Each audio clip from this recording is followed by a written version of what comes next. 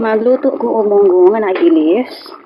Kaya gipabukala naman na, ilunod na ko ang okra og ilunod na ko ang kalabasa og sitaw. Ano siya? Ginataan na siya. Ginataan munggong sitaw, kalabasa og dilis ang sahog. Yun. Tapos syempre naging na siya tanglad kay dili pwede ko lay tanglad sa kuang life. Pag may mga medyo sabaw-sabaw para mas lami ang higop. Munya na siya, medyo kulang ang sabaw kay ang sabaw may dungag sa gata na. Ito asang takluban. Butang nga na ito isa ka buok sili nga gihiwa sa tunga. Nagibali lang sa tunga. Himalayan salt.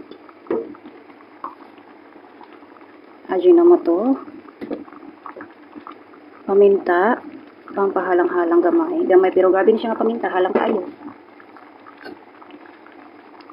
Og ang gata.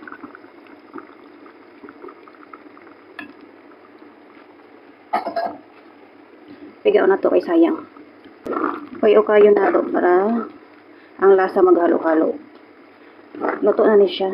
Pero mas lamig yun yung medyo lata-lata ang kalabasa. Kamunggay. May samtang nagkulo para maisaratanan ang timplada.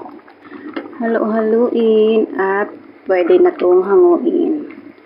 Dahil maluto na ng kamunggay sa init. Ready to serve na siya.